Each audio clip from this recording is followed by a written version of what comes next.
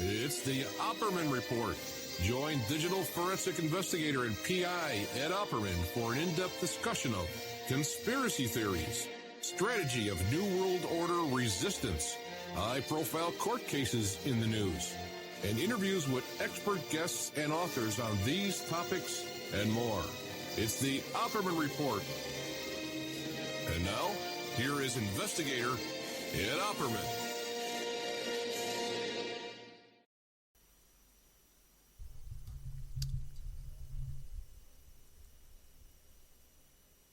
Okay. There you go. Okay, welcome to the Opperman Report. Let me see if this microphone's on. Well, come on. Welcome to the Opperman Report. I'm your host, private investigator Ed Opperman. Okay, man. Okay, what a day. This show is brought to you by the generosity of our wonderful sponsors. Hey, there it goes. I was going to try and stall because my copy here, my ad copy, wasn't pulling up. First, guys, cart-king.com, 877-986-7771. If you want to get into the mobile cart or kiosk business, check out cartking.com. For 20 years, they've been making indoor and outdoor carts and mobile carts and kiosks for any application. So if you want to add additional revenue by selling coffee or flowers or food in the lobby of your business or even outdoors, cart-king.com is the answer to your needs. They've been in business 20 years. So you go to the website, cart-king.com, you see which one applies to your business, and then they'll custom design it for you, they'll custom build it for you, and they'll ship it worldwide. Okay, and cart-king.com has been very good to this show, let me tell you. They saved the show a year ago, and their ad's about to renew right now. And they've decided to expand our show too and take us on KCAA AM radio in California there. So next week when you hear this show, we'll be playing on AM radio in Beverly Hills and Malibu and Newport Beach and all the way down to Palm Springs and even up as far as Hemet. Huge coverage in California coming up for the Opperman Report. This will allow us to have a whole new expanded variety of guests, more coverage, more financing too, because we'll be able to get better sponsors. We'll be able to get all, the memberships will go up, the Spreaker views will go up. So cartking.com, also too, is going to cover Victoria's college expenses too. So we're very, very excited. I had a very good day today. Thanks to cart-king.com, 877-986-7771. But you can't forget our other great sponsors like puresoapflakes.com. You can they handcraft fine soap bars, laundry powder, and concentrated soap flakes using organic vegetable oils. You can bathe your body, wash your clothes with pure soap pure soap products that are free of fragrance, GMOs, palm oil, sodium sulfate, and synthetic additives. The stuff in that soap is, so bad you can't even say it. Pure Soap Flake company products are kind to living creatures and sensitive skin. You can buy it at puresoapflake.com. You can buy it at greenhome.com, amazon.com, or 218-568-2525. Or you can get it at Whole Foods. AlmightyGold.com. Now, this is a great company, too. AlmightyGold.com is run by this really sweetheart of a woman named Twyla. And she's really into this stuff, too. She sends me this stuff. But, hey, Ed, the price of gold is about to go up. It's about to go up. She always gives me the inside tips on gold, and she really watches it, And but people can't invest in gold. They can't buy ounces of gold. No one can afford that. So with AlmightyGold.com, you can invest in like 1/10 of a gram, 2.5 grams, 5 grams of gold. You can start investing in. You can use it to barter with and buy things with. They also have a cryptocurrency that's backed in gold, and they have an affiliate program. Now, it would be great. All the people out there who listen to this show who say, hey, Ed, I'd love to support the show, but I got no money. If you were to become an affiliate of AlmightyGold.com for free, there's no cost in that. You just sign up as an affiliate. You're going to make money doing this. You get your affiliate link, and then you post that link on your Twitter, your Facebook, or you make a comment someplace, and put it in the signature line of your emails, right? And anybody who clicks on that link and buys some gold, you're going to get a commission on that. Plus, so it helps advertise AlmightyGold.com, and it helps support the Opperman Show. So if you don't have money to support the show, this is a good way to do it. Emailrevealer.com, adoption investigations, infidelity investigations, email tracing, asset searches, emailrevealer.com. Okay, let's get started here. We've got a really big shoe, as they used to say in the old days. You had Ed Sullivan's show. Let's see how we're doing on time here. Oh, only 5 minutes. Oh, my God. Got to get this show over it. Okay. Okay. Let me tell you what's going on this week. We had some really good content this week, as I'm sure you know. And we have some good content coming up, too. We have this guy, I think his name is Eric O'Day, who was held in a Pakistani prison for 3 years. Then we have this guy, too,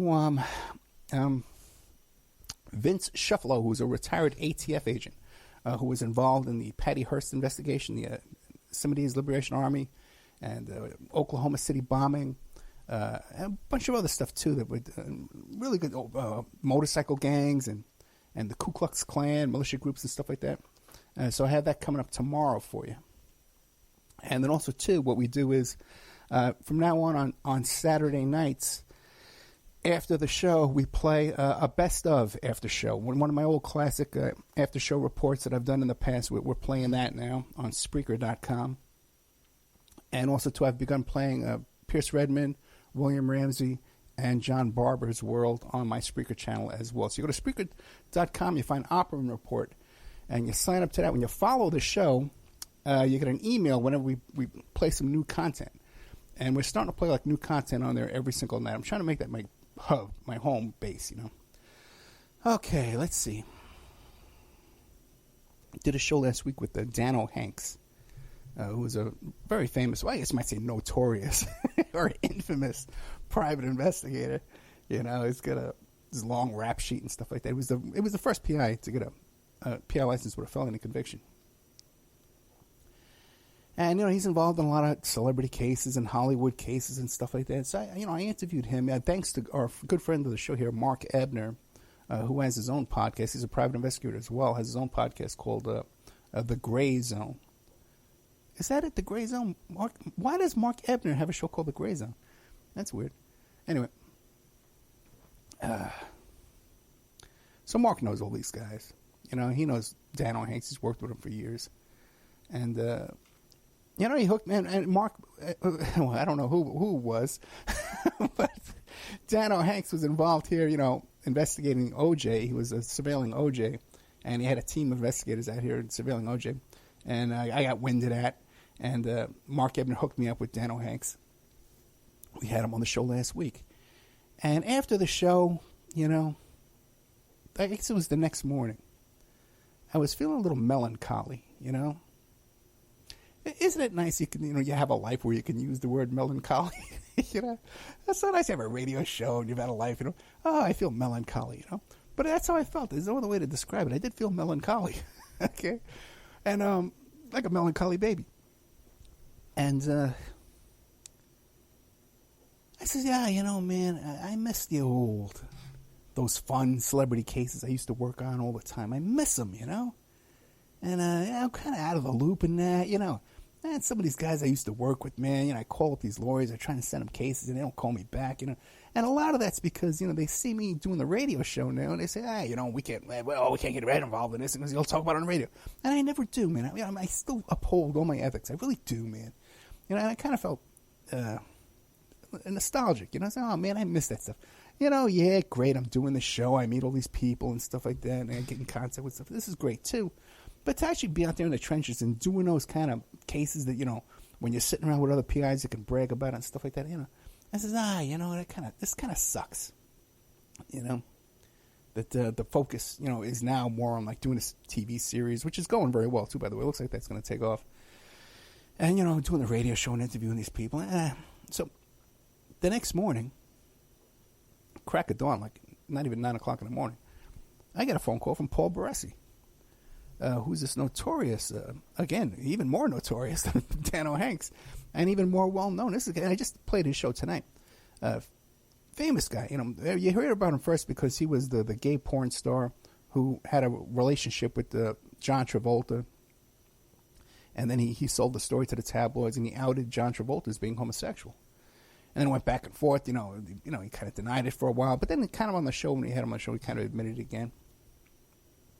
He was involved in the Eddie Murphy case where Eddie Murphy was being had all that scandal coming up with the transvestites he was hanging out with.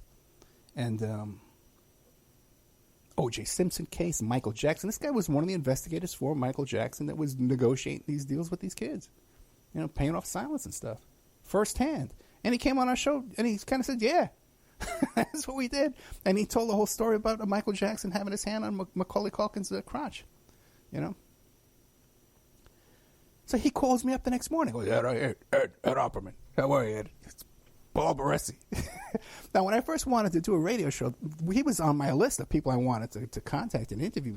Fascinating character, man, in history.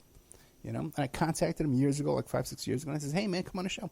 And he goes, you know what, anybody, they always portray me, I don't like the way I get portrayed in news stories and on radio shows and stuff like that. They never portray me the way I want to be. But when he listened to the Dan O'Hanks interview, he called me up. He goes, you're a stand-up guy. I like the way you interview. You let people talk, and I want to come on your show. I want to go on the record, and I want you to do it. Oh, man, oh, my God, what an honor, that someone who's been gun-shy for doing an interview for years and years and years, after I begged him years ago, but then contacts me, calls up and says, I respect your work. I want to come on your show. So, and since then, we've been talking every day, man, and this guy's going to be a great source of a resource, okay, for my work and for my life and stuff going on here with the show as well, too. We're gonna have access to stuff, guys, that we didn't have before. I can tell you that.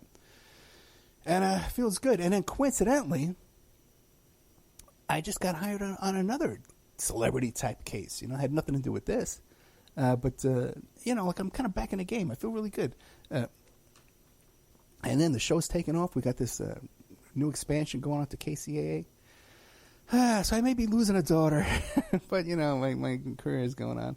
Oh, by the way, too, I got to give a shout-out to my daughter, Victoria Opperman, who is the president of her speech and debate here in Coral Academy High School here in Nevada.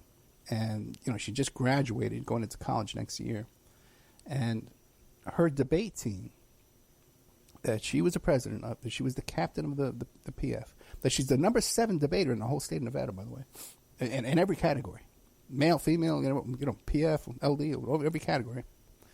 Well, her team just went to nationals, and her vice president that she trained, that she taught, that she built up this team, her team just won the national debate championship in their category.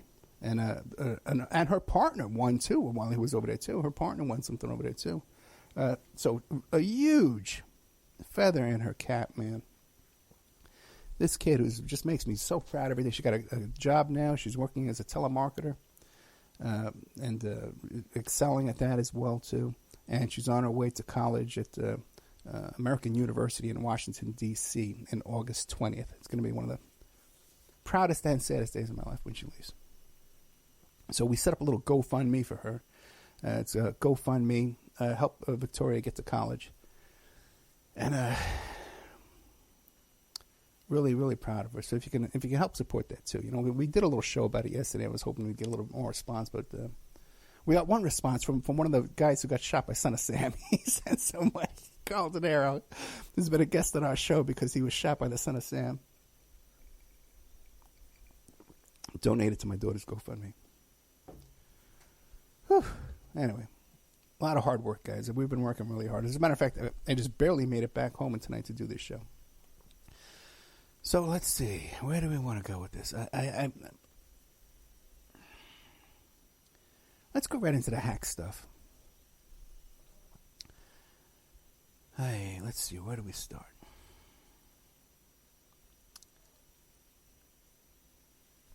I was telling you a couple of weeks back the story about Jerry Falwell Jr. and about how it came out that Michael Cohen, Mr. Trump's fixer,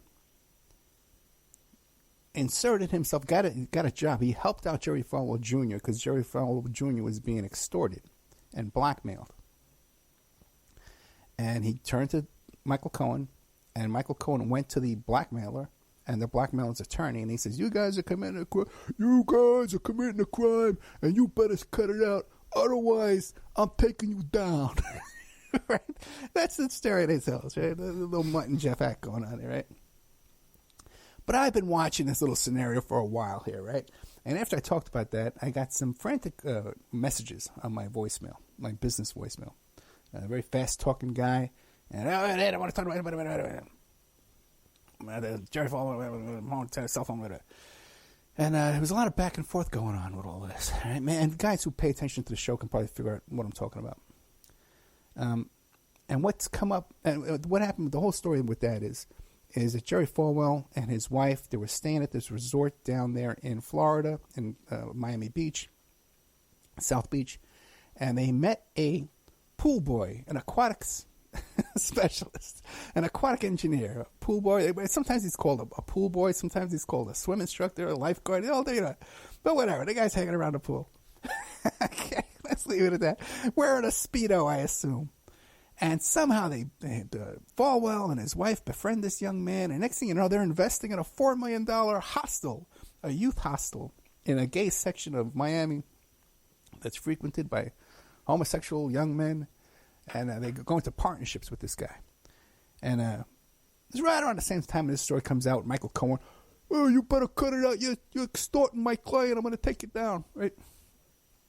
And people were putting two and two together that all this was associated with each other, and all this was related. And so what we find out now, there's an article in the Miami Herald. By the way, I am convinced that the Miami Herald listens to every show that I do. Big shout out to the Miami Herald. How are you, Miami Herald? Thanks for tuning in.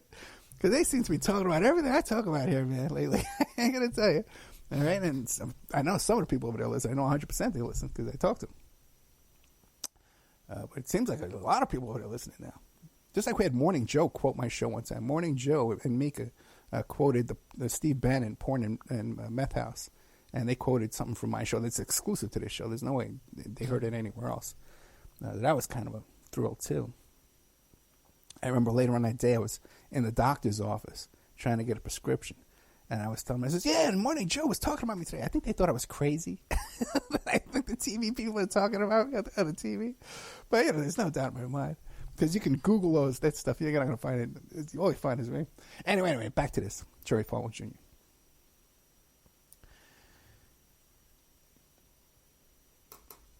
Miami Herald comes out with a story this week. The search for the pornographic pictures, for the risque pictures.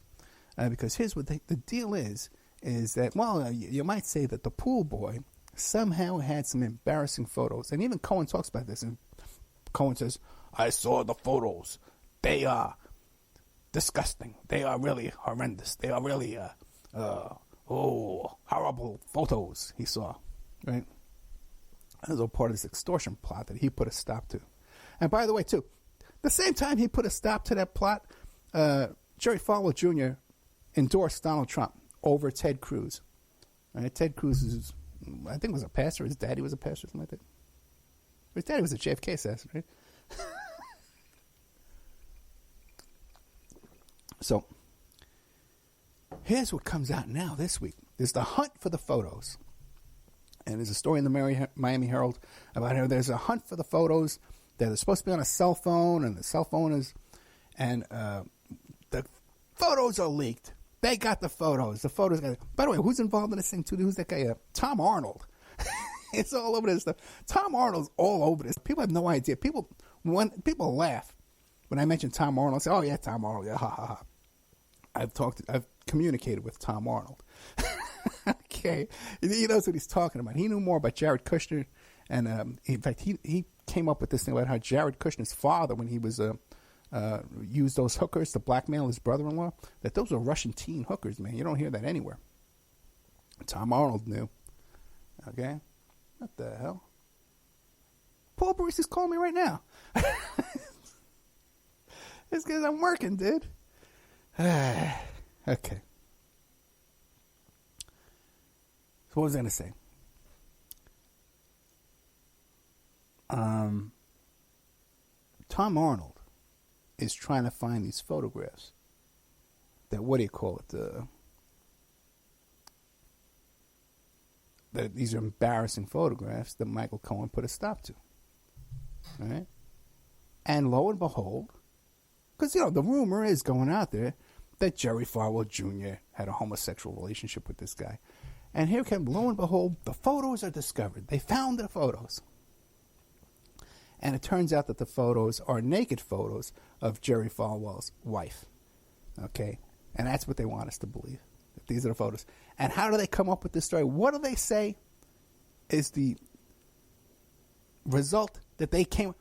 Michael Cohen says, the phone must have been hacked. Jerry Falwell's phone was hacked. It got hacked. And that's how they got these photos. Well, another theory could be that these photos were released because they want people to think that Jerry Falwell is not homosexual and that these were the original photos. But I got a suspicion, okay? And what people are telling me in the background is that there are homosexual photos that people are looking for. And that's what the word out there on the street is. So you're getting a little behind-the-scenes news there on this. Because, by the way, I've not been hired in that case. No one's hired me in any possible way. It's all just been behind-the-scenes gossip and discussion with the people involved. Okay, well, you know. But what are you going to do? All right, let's see what the time here is. How we doing? Oh, it's 21. Okay, let me keep going. But that's a little behind-the-scenes story there for you about this Jerry Falwell scandal. Now, why do I bring that up? Well, I bring that up because we had another interesting case come up this week with Alex Jones. Maybe you didn't hear this, though. Alex Jones had a situation this week. So what happened was he's being sued by the families of the Sandy Hook survivors are suing Alex Jones for defamation, right? Let me see if I can find the exact quote. So Alex Jones had to send over a bunch of discovery to them. But what is this, Contact at Opperman Day? Kids are on the show? People know I'm doing a live show, right? So, what's his name? Alex Jones. Alex Jones has to send over discovery. So he sends over a chunk of emails to the plaintiff's attorneys that are suing him. The plaintiff's attorneys start going through this discovery matter. And what do they discover? When they're going through the discovery, they discover child pornography in Alex Jones's emails. So they take it, oh my God, why are we going to call the FBI right now and turn this over to the FBI? Because that's what you got to do, man. Even as a digital forensic investigator, if I have a phone or something like that, and then once there's any kind of indication of any kind of criminal child porn or anything, you can't look at it, you can't download it, you can't touch it. You got to send it right over to the FBI. You can't travel with it, you can't do nothing with it, you can't touch it. So they did the perfectly right thing. Now, Alex Jones goes on the radio and he says, I've been hacked. I was hacked. My computer was hacked and people try to set me up. And first he tries to say, he starts talking about the families of the Sandy Hook families are making a fortune and living off the dead children. Well, meanwhile, he's being sued because he says there were no dead children. Okay, now he's saying, this guy can't keep his story straight. Now he's saying that somehow they planted this on his computer. And he goes on the radio cursing and screaming, I'm offering $1 million to anybody who can find out who hacked my computers and planted this child pornography on me. Because obviously I'm Alex Jones. I wouldn't go near child pornography. I'm against that. Right? Then his lawyers come out and clarify, well, no, it wasn't $1 million. It's only $100,000. Right? Lawyers are all about money. It's only $100,000. And by the way, we've been cleared by the FBI. And the FBI says that there's no crime going on here. But then when the newspapers tried to contact the FBI for a statement, they gave no comment on this. Now, the only time the FBI cannot comment on a case is when there's an active investigation. Otherwise, if they've cleared somebody, they'll come right out and say, we've cleared them. Okay? But again, okay, well, I'm going to give Alex Jones the benefit of the doubt. It was hacked. My equipment was saying they planted this on me. They hacked me and they planted it. First I was hacked, then I was planted. Right? That's Alex Jones. That's his story. Well, let's examine that. Okay, let's examine that whole theory there. Alex Jones was really good friends with Charlie Sheen. Right? Charlie Sheen was Alex Jones's buddy. And Charlie Sheen, according to his ex-wife, what was her name? Denise Richards.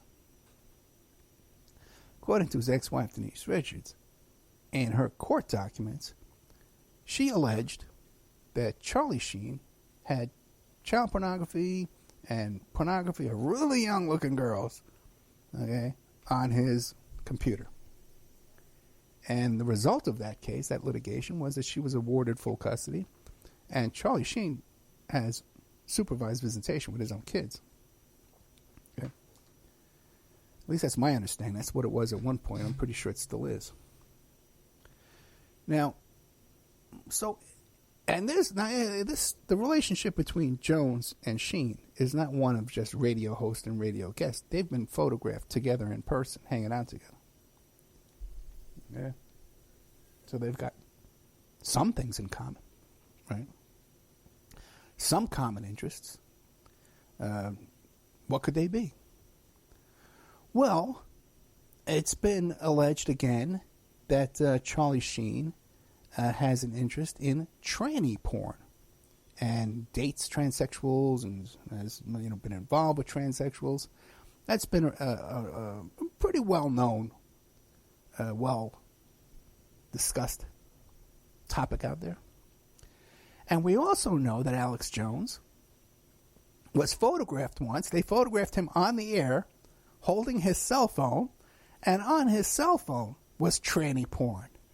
So that's interesting that they would both have that interest in tranny porn and transvestites and transvestite porn stars. Another common interest between the two.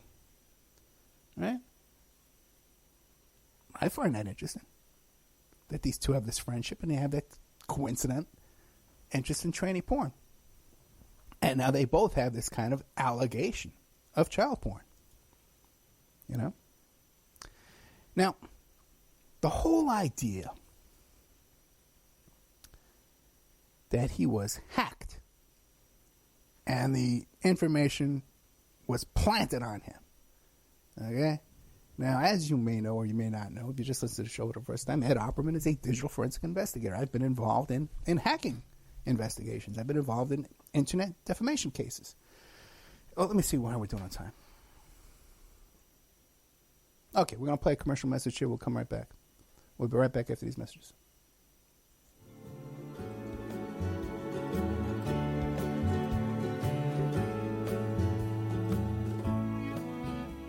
And now a word from our sponsors. AlmightyGold.com. Get your gold in affordable quantities. 1 gram, 2.5 grams, 5 grams, no minimum purchase required. Why save in paper when you can save in gold? AlmightyGold.com understands it's difficult to afford gold in large quantities. No one can afford an ounce of gold. This is why Almighty Gold has introduced to you Carat Bars, a most reliable company where you can buy gold in minor quantities from as little as 1/10 of a gram. That's like $6. Each gold bar is inset into the Carat Bar frame, which is a standard credit card size, and it's covered by a safety laminate. It's imprinted with a unique DNA for counterfeit protection and provided with a blacklight authenticity signature on the front. Gold, AlmightyGold.com. They have a cryptocurrency backed in gold, and you can become an affiliate at AlmightyGold.com and make a commission from any gold that is purchased from your affiliate link. It's contact us at almightygold.com. That's their email address. Contact us at almightygold.com. Gold! Have you ever thought about opening your own mobile cart or kiosk business? Maybe add new point-of-sale locations across the country quickly, or bring in revenue by adding coffee, food, or retail services to your office building, warehouse, or lobby? CartKing.com is the answer to your needs. CartKing.com is a North American designer and manufacturer of the finest mobile retail, coffee, food, carts, and kiosks that money can buy. For 20 years, CartKing.com has been working with clients across America to provide indoor and outdoor carts and kiosks for any application. That's www.cart-king.com. Give them a call at 877-986-7771. Tell them Ed Opperman sent you. So you go to the website, CartKing.com, you check out their different designs and models. You pick out which design applies to your business. They'll custom design it for you, custom build it for you, and ship it worldwide. CartKing.com. PureSoapFlakes.com. 218-568-2525. Have you ever heard of Castile Soap? Pure Soap Flake Company handcrafts fine soap bars, laundry powder, and concentrated soap flakes using organic vegetable oils from their northern Minnesota facility. Bathe your body and wash your clothes with pure soap products that are free of fragrance, GMOs, palm oil, sodium lauryl sulfate, and synthetic additives. Keep it clean, folks. Pure Soap Flake Company products are kind to living creatures and sensitive skin, safe for drains and waterways, and work great in high-efficiency washers and top and front-loading machines. Order today at puresoapflakes.com, greenhome.com, amazon.com, or give them a call, 218-568-2525, 218-568-2525. Pure Soap Flake Company is a proud member of the Handcrafted Soap and Cosmetic Guild. It's the Opperman Report. And now, here is investigator Ed Opperman. Okay, welcome back to the Opperman Report. I'm your host, private investigator Ed Opperman. As we left off, we were talking about all these people getting hacked. These poor hacking cases where people just get hacked, and then things are planted in a computer and all kinds of stuff in there and shenanigans. Same cast of characters seems to be too, right? A lot of Trump supporters in this group. Well, we're going to talk about a couple more. One is a personal case that I worked on, right? And this is a pattern that I'm going to tell you about here that I've seen in these cases where people get involved in computer crimes and suddenly they complain. Their defense is that they're hacked. I was hacked. Okay, because people don't know a lot about computers, and the first thing they think to say is, well, I was hacked. It must be that I was hacked. Someone hacked me and planted. Because there's hackers out there hacking everybody and planting things on people's computers. By the way, I've never seen a case in my life of working as a digital forensic investigator where someone's computer was hacked and someone planted something on their computer. Never seen that. Okay? I have seen hacking cases where people have stolen information and stuff like that, but I've never seen a case where someone's they plant the keylog on somebody's computer. That stuff happens all the time. But this idea that they're planting information, planting incriminating evidence on someone else's computer or phone, never seen that. Now, I'm sure I'll get 10,000 emails telling me, oh, Ed, let me tell you about this case. All right, good for you. Now, I had a case once. It was years ago. The client was accused of going online and making some horrific allegations about a person she knew. And it was so bad, and in the state where she lived, defamation was a crime. So she was contacted by the police. She called up a lawyer friend of hers, and the lawyer friend of hers said, yeah, go ahead, talk to the police. Probably because she lied to the lawyer. And he says, talk to the police. So she tells the police, I didn't write that. I was hacked. Someone hacked into my computer, and they wrote it. Okay. Well, when she hires me for her defense team, right? By then she had gotten a different lawyer who was a criminal lawyer, and I was hired on the defense team. I saw, because the person who was being harassed and stalked and defamed had hired a digital forensic investigator, and that guy produced a report that led the police to my ex-client. So I saw the report. No, I didn't see the report. When I went to the website to see where the comments were and the screenshots and stuff like that, right away I saw how this guy conducted his investigation and how he found out who wrote the post. And the reason why I was able to recognize this right away and see this right away and understand what was happening is because the method he used is a method that I invented. I invented this way back in the early in the 90s when no one was doing this kind of work that I was doing. So I knew, okay, and I also knew, and I wrote in my report, I says, not only do I know how he did this because I invented this method, but I know that he's going to have other identifying information about the computer, and so that he's going to know that there's no way that this was a hacking situation, okay? This wasn't a situation where someone's parked out in front of your house and using someone else's Wi-Fi and capturing their IP address to use to send these comments. There was a lot more to this. There was definitely identifiers captured in this method that I invented. There's no doubt in my mind.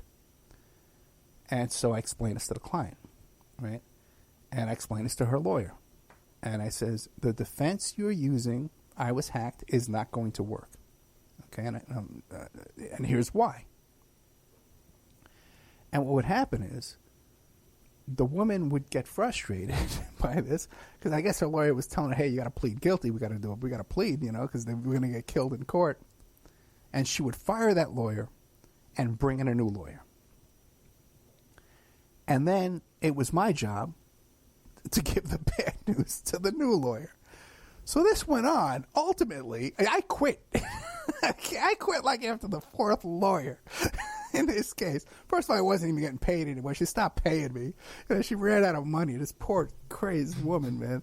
And, but still, even when a client runs out of money, you still want to help them. I'm not a heartless guy. But it just got to the point where she kept firing these lawyers and bringing in a new lawyer. And then it was my job to bring him up to speed or this new lawyer up to speed. And I'm not getting paid. And I just got fed up with it. Hey, man, I'm being taken. First of all, she's lying to you.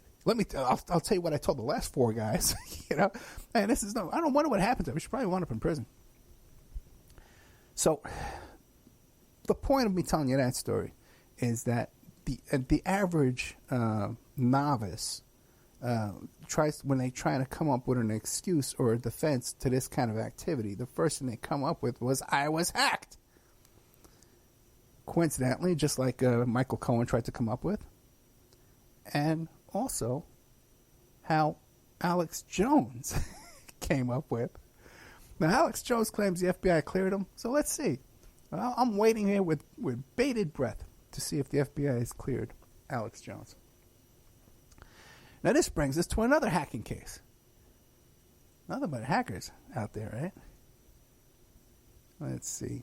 Now, this one was, I'm watching this. Let me find this thing here. I'm sitting back here, and an article comes out where Hillary Clinton, remember, she was the victim of a hacking, right? Everybody's heard of that. WikiLeaks, Russians, right? All this stuff, right? And she comes out with a statement saying, "You can have the election stolen from you," Hillary Clinton warns the 2020 Democrats. And I read that and I says, who wants to hear from this woman? Who wants to hear from Hillary Clinton about anything, about hacking, about stolen elections? Talk about stolen elections. You stole an election from Bernie. You want to remind people about that? Okay. But have you ever seen another presidential candidate that after they've lost, they keep coming out, they keep coming back into the public eye and talking about that, writing a book about it, how I lost, all this stuff? Never before have we seen this.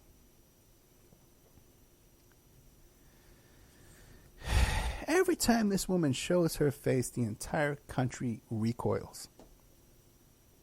The right hate her, the left wonders why she's sabotaging efforts and revitalizing the right. Right? Why, when she shows her face, the right wingers just get all worked up. So no one's happy to see or hear from her. Why does she do it? She must know that she's not, she's not in an entire bubble. She must know. No one wants to hear from her. She's not helping anything. She's not helping the Democrats. Now, just about everyone can see that Trump's been compromised by the through blackmail by the Russians. I think partially due to the Piskate tape. And by the way, too, it just came out, too, this week with the Hope Hicks testimony, that Trump was aware of this Piskate stuff way before Comey ever walked into his office and showed him the right. Trump was aware of this before Comey walked in and told him about the Christopher Steele report. We just discovered this. Okay? So Trump was aware of all this. Right? And I even showed you some, I read some comments from you from the Mueller report about how they said, "Oh, we're taking care of it. We're getting rid of those tapes for you." Okay? Go back and look for those shows. It has Piskate in the title. We'll go on Spreaker and find it. So it's pretty obvious Trump is being blackmailed. Okay? Yet, so Trump's being blackmailed. Right? Everybody accepts that. Yet it's Hillary whose computers were infiltrated by Russian hackers. Why is it that no one suspects that Hillary does this stuff? Because she's being blackmailed. because she's being compromised. We know for a fact they've spied on her computers. We know that for 100% fact. It's 100 pages of it in the Mueller report.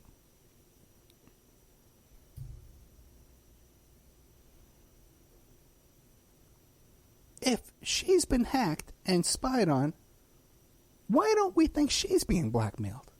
Why doesn't that cross anybody's mind that she's being blackmailed? Wouldn't that be more logical that she's being blackmailed, that even Trump is being blackmailed? And why does she pop back out here? And why is Trump doing a rally the other day talking about Hillary? He mentions her 70 times. Why is Trump mentioning Hillary in his campaign speeches? And why is she coming back and talking about the election being stolen? Why? Because they're both puppets in this game. They're both being blackmailed. They're both actors in this act, in this play. Trump and Hillary. They're both being blackmailed, both sides.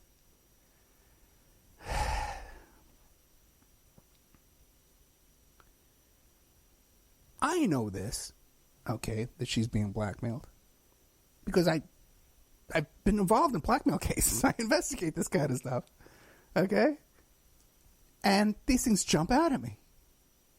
And what we see here is, if you read the indictment of Roger Stone, and if you read the portions of the Mueller report that I've read, they talk about how the DNC became aware that their computers were hacked. They became aware that their computers were hacked, and then they went out and hired digital forensic investigators, CrowdStrike, the FBI company, to investigate this and find out who hacked them, and they found out it was the Russians. Don't send me stuff about Benny. I'm done with that. Don't tell me Ed. Oh, Ed, do you know about Benny? I know all about Benny. I'm done with that. Leave me alone with that. I took reality on the show.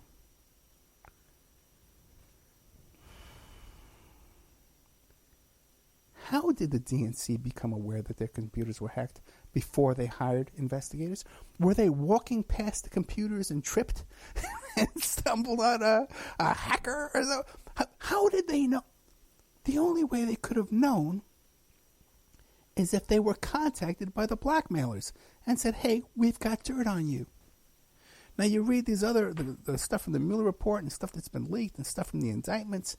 Credico and Roger Stone and WikiLeaks and all these people were waiting for this Russian dirt to come out on the Clinton Foundation and financial crimes, and it's all about to come out. It's coming out. It's right around the corner. None of that stuff ever came out. None of that came out. Why didn't it come out? It didn't come, not because they killed Seth Rich. Okay, that's all fantasy stuff too, guys. It didn't come out because the Clintons are playing ball. That's why they probably made a cash payoff too. But they're playing ball. That's why it hasn't come out. There's another thing that always struck me as suspicious. When all this stuff comes out about the Pizzagate and the Podesta and all this super creepy stuff, man, it just, right? The Clintons come out and they say, this is fake news. It was Hillary Clinton that coined the phrase fake news. Did you know? Do you guys know that? That it was Hillary who made up the phrase fake news? Now, shouldn't Trump be ridiculing that expression and say fake news? Ha ha ha. No, Trump has co-opted that phrase and he's popularized it in conjunction with Clinton. The two puppets on each side are both parroting and using this fake news and promoting this expression, fake news. Who wrote that script? Was that a common blackmailer that wrote that script about fake news? Wanting us to lose confidence in the American media?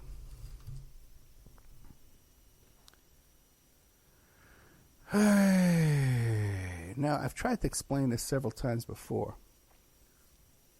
and maybe I'm doing a better job tonight, I think. Or maybe I've just had enough potato juice that I think I'm making sense tonight because I've had a long day. All right.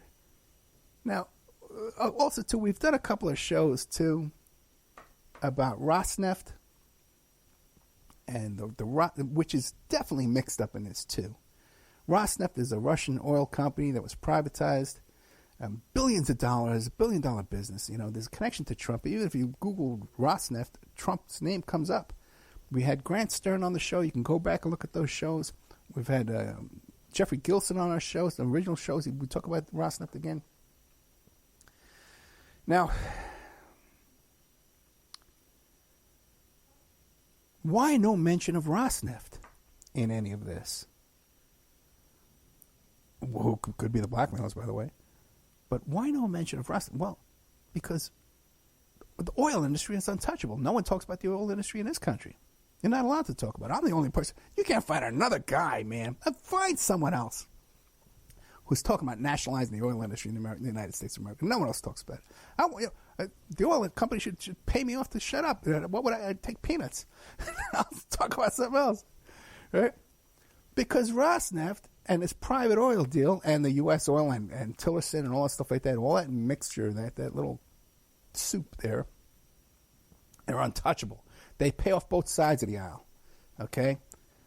Just like the Clinton deal in Haiti, okay? Everyone talks about how the Clintons robbed Haiti blind. Well, Jeb Bush was involved in that. Obama was involved in that when he was just a junior congressman, junior senator.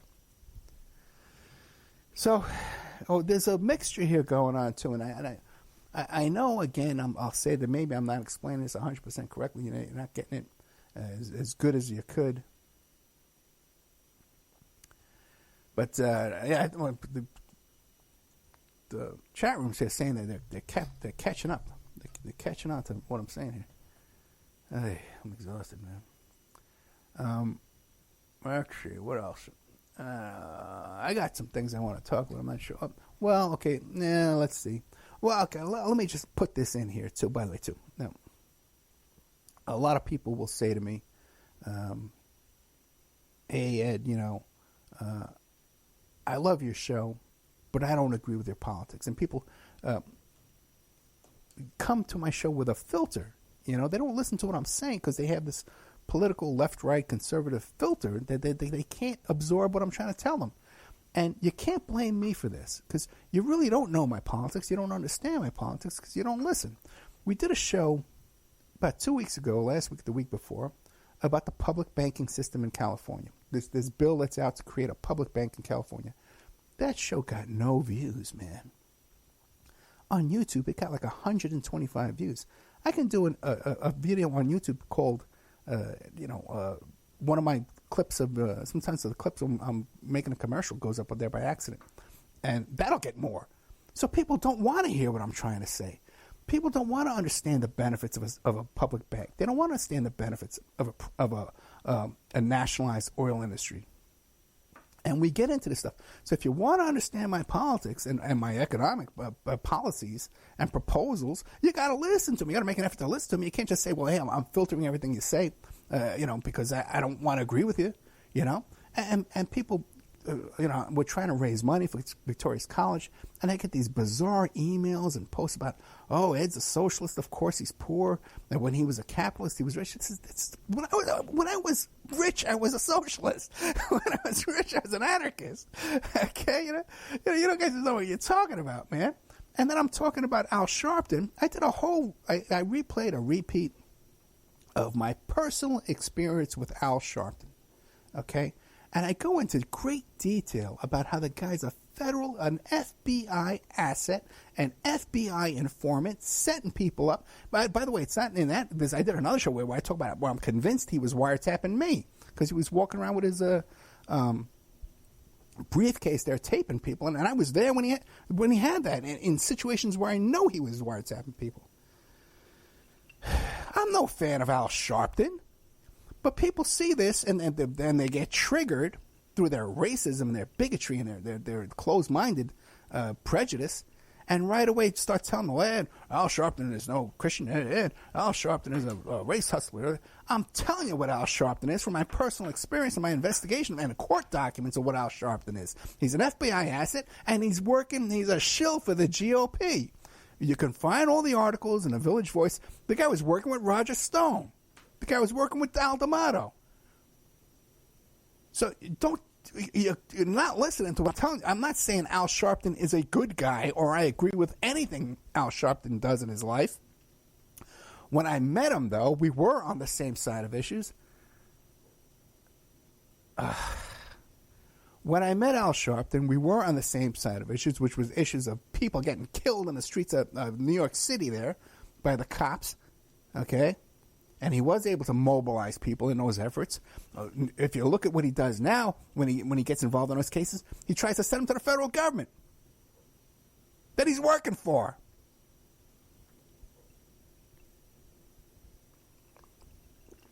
You know, half of the things people want to argue with me about are things I don't believe in or haven't said. It's very frustrating. It's very, very frustrating, guys. 51 minutes. Oh, boy. It kind of sucks because I got a story about the fire department here I wanted to tell you. And stuff about the family down the block. Let's see. Reparations. Reparations. Okay, let's get into reparations. This kind of fits with that. Okay. My apologies out to T.H. Johnson, who's been a great guest on this show here. And I mentioned to him I was going to be speaking about reparations tonight. And he might have tuned in, and then I didn't get to it. But it's not an elaborate proposal, my position or proposal on reparations. And the idea of reparations is giving consideration to the ancestors of slavery, right? Making them whole, okay? Now, we can't deny that, people that are descendants of slaves don't have the same opportunity that people who were descendants of slave owners, okay? If you were inherited wealth from a slave owner, you didn't inherit much wealth from a slave, okay? Because the slave didn't have much. So that's basic, okay? Now, I know right away you say reparations and people are triggered. And, Mike, that was 400 years ago. That was 200 years ago. And Mitch McConnell says, we elected a black president. That's enough for them. right? Okay. But the problem is that this has caused an inequity. This has caused increased poverty amongst African Americans and increased poverty and disadvantage in African American neighborhoods, African American communities, African American families. Okay. And when we have to face that, and you say, I'm never had any white privilege, and I never had any benefits. I grew up in a poor family, but it's true. But and I agree that there's benefit. There's a cure for that as well. Like I said, we can nationalize the oil industry, we can nationalize the banking industry, and we can repair all your problems too as well, Mr. Poor White Man, my fellow poor white man. Okay, but this issue is something that needs to be addressed. Okay, now and people say, well, why would I want to pay? I don't want to pay my tax dollars. I am not guilty of slavery. I personally never owned a slave. And that's true, too. See, all this stuff needs to be studied, and we need to come up with a calm, rational approach to it. There are industries that benefited obscenely from slavery. Cotton industry, obviously. The tobacco industry. All these plantations, these farms, benefited immensely from slavery. R.J. Reynolds is a big company. Marlboro is a big, big company. Right? United Textile, these are big, big companies. A lot of money, a lot of stock, a lot of stockholders. Right? Now, Wells Fargo couldn't get back and forth across the country without building the railroads. They built the railroads using slaves. Out of Wells Fargo came the Union Pacific, and the oil industry came out of Union Pacific Railroad.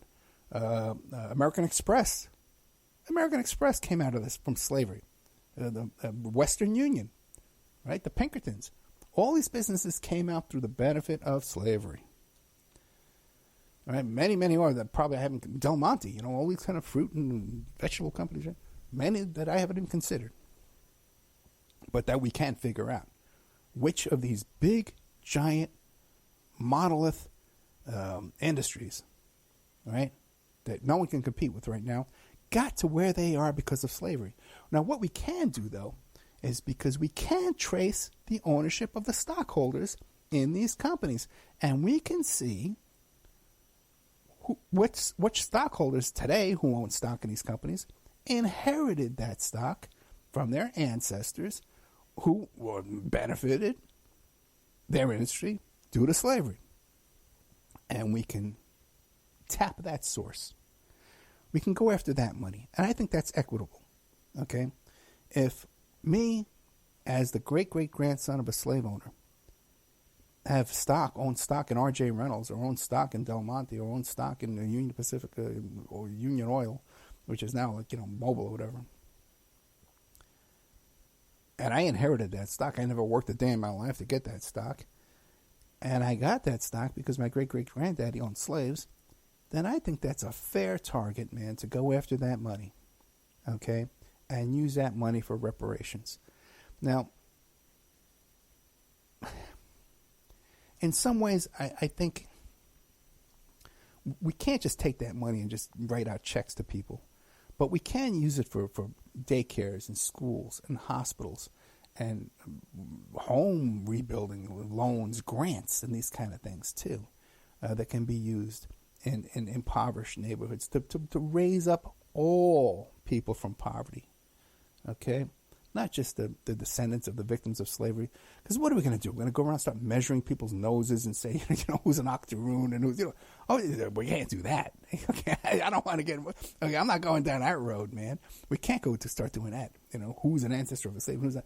But that's $1 billion industry right there. All that, see, we want to be careful, too, that all this money just doesn't get hijacked by lawyers and law firms. So that's my proposal for reparations. Let me see how we're doing on time here. Okay, good. We're out of time. I'm exhausted. All right, guys. Listen, guys, thank you so much. All right. Thank you for listening to the show. Thank you, cart-king.com, for your support. If you want to help us with Victoria's GoFundMe, you can go to Help Victoria Get to College. Help Victoria Opperman Get to College. And you can just throw us $5. Is all we're asking for. We're not asking for a lot. I've been doing a lot of work in the Spreaker account here. I see how many people listen to the show, man. It's a ton of people. Okay? And I get a ton of emails every day. I get a ton of messages every day. If just everybody who's come to me for advice and help in the past 5 years would throw me $10, man, all that would be covered. And that's all I'm asking, man. I've helped you guys. I'm asking for your help back. If you want to become a member, you get some value back for your money. Go to OppermanReport.com. You can sign up to our member section there. We have 200 shows in there. A lot of great content. Great advertising opportunities right now, guys. You can't get any better. Okay? Oh, I spelled Paul Baresi's name wrong. He's all pissed off at me. I thought I had it right. I'll fix it, Paul. Relax.